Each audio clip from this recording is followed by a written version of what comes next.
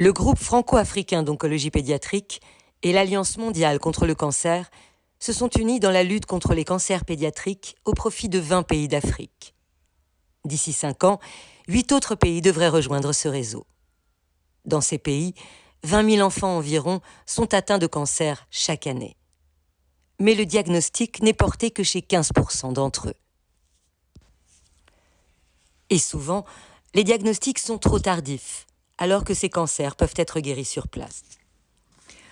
Le groupe franco-africain d'oncologie pédiatrique, créé en 2000, et l'Alliance mondiale contre le cancer en 2001, sont 2 associations médicales de bénévoles qui travaillaient déjà ensemble.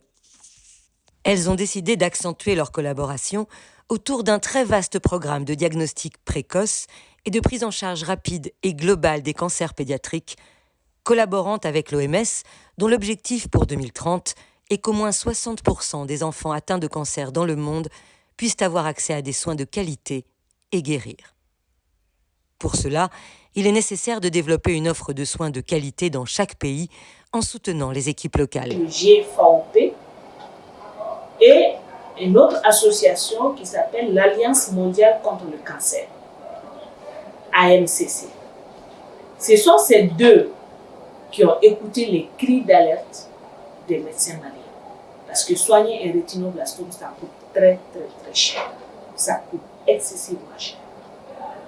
Ça coûte cher dans les médicaments, ça coûte cher dans le matériel. Donc pour cela, ils ont accepté de nous accompagner.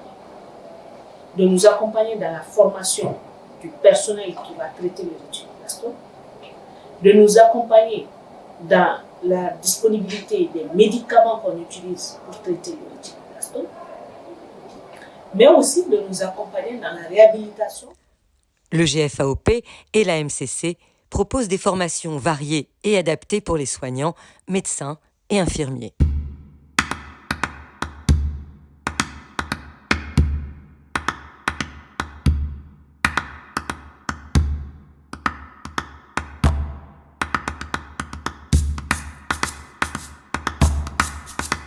La formation au GFAOP pour moi a été bénéfique pour mon unité. Grâce à cette formation, nous avons pu mettre en hospitalisation un dossier de soins infirmiers pour une traçabilité des soins.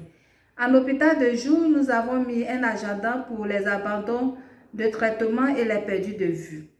Nous avons aussi appris à évaluer les douleurs, d'où chaque matin, nous évaluons la douleur systématique avec l'échelle d'EVA pour les plus grands.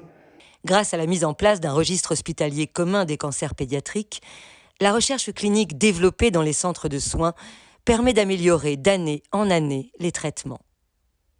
Les 2 associations se sont engagées auprès des équipes qui regroupent 250 membres pour assurer la pérennisation de leurs actions. Ce qu'on peut dire aux parents, c'est des cancers qui peuvent être guéris. C'est des cancers qui peuvent être guéris si le diagnostic est fait précoce. Pour participer à cet ambitieux programme et relever avec nous le défi, rejoignez ceux qui nous soutiennent déjà. Pour en savoir plus, n'hésitez pas à nous contacter. À bientôt.